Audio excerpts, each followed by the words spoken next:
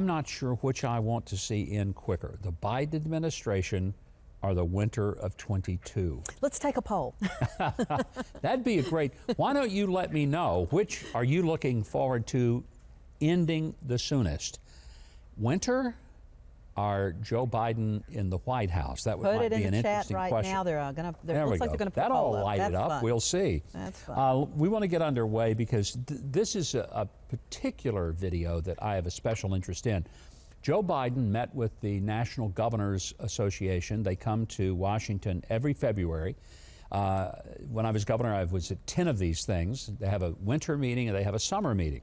The winter meeting is always in Washington, and one of the key things is a full-blown state dinner on the Sunday night of the meeting, and then usually it's on Monday, sometimes Tuesday.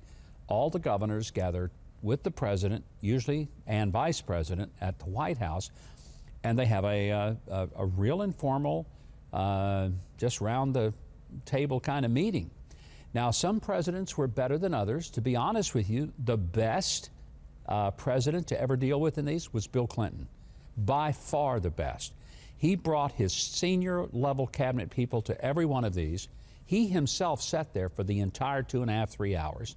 He engaged, he let anyone ask any question. He was the very best to deal with. Quite frankly, the very worst, unfortunately to say this, George W. Bush. He barely would walk in, say hello, read 2 minutes of scripted comments, no questions, he would leave. Cheney never showed up. And generally a few cabinet members, it was never the same. Biden certainly knows how this is supposed to work. So he makes his scripted comments, that's normal. Then usually the way it works is that the chairman of the National Governors gets a question. This year, a Republican from my home state, Asa Hutchinson of Arkansas, and then Phil Murphy of New Jersey, who is the vice chairman, a Democrat, because it goes back and forth, he would get a question.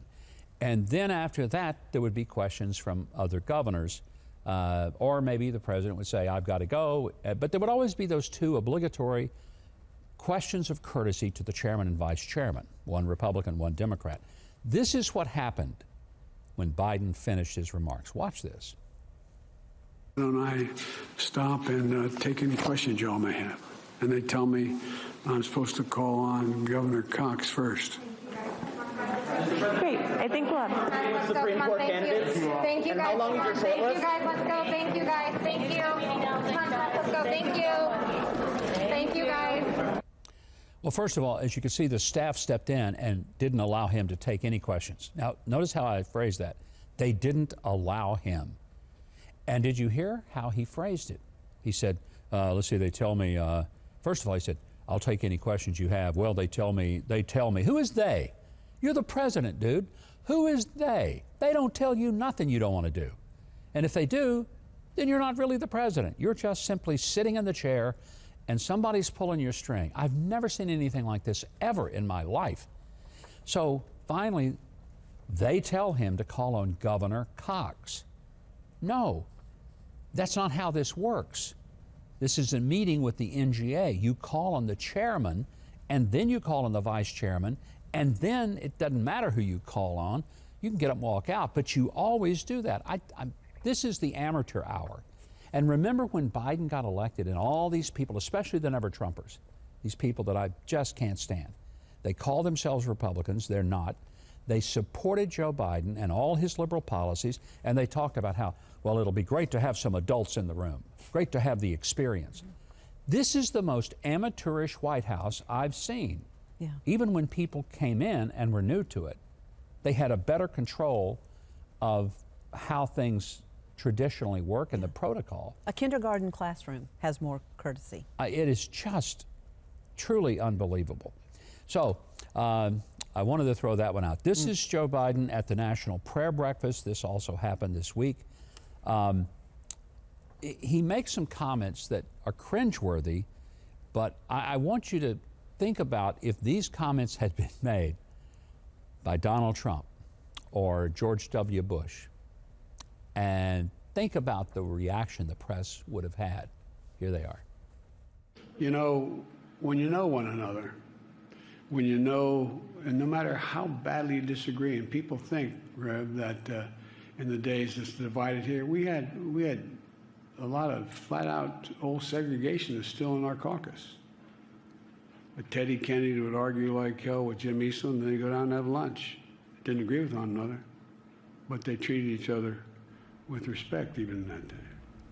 And I appreciate that they treated each other with respect, but it was fascinating that he basically said, yeah, we had a bunch of old-fashioned, just clear 100% segregationists. And I mean, he acknowledged Robert Byrd was an officer in the KKK, the longtime Democrat senator from West Virginia. Joe Biden called him one of his best friends. Okay, fine. But how come it is that they're not racist, but everybody else is? Who never kowtowed to a KKK member? Go figure. And then there's this. If you can imagine Kamala Harris being president, and I know sometimes we cringe thinking, what could Joe do next that would upset us more? He could leave because our president would be Kamala Harris. She's being interviewed by a friendly reporter about the border crisis, and does she ever struggle to try to even come up with an answer? She knew she was going to be asked. This is a Spanish-speaking interviewer. Here's how she handled it. Watch. An increase in the number of people coming in. So what has gone wrong so far? So I believe very strongly and approach the work that we are doing to address the root causes of irregular migration. I believe very strongly. Most people don't want to leave home. It usually is for one of two reasons. Either they are fleeing harm, or they cannot simply stay and take care of the basic needs of themselves and their families. Mm-hmm. Okay, we get that. Except how does that explain that so many of the people who are illegally crossing the borders are young, unattached, single males? Because they're not coming here with their families. They don't have families. They're 17, 18, 19 years old. So please don't insult our intelligence by making us think that plane loads of unaccompanied single young men are coming here because of their families. Their families aren't anywhere to be seen. And it's just really an insult to the intelligence of the average American voter to think that. Thanks so much for watching, and I hope you enjoyed that video. If you did, be sure to leave a like, then subscribe, and hit the notification bell below. Now, if you didn't like it, you ought to find a Ben Shapiro video to detox you with more facts.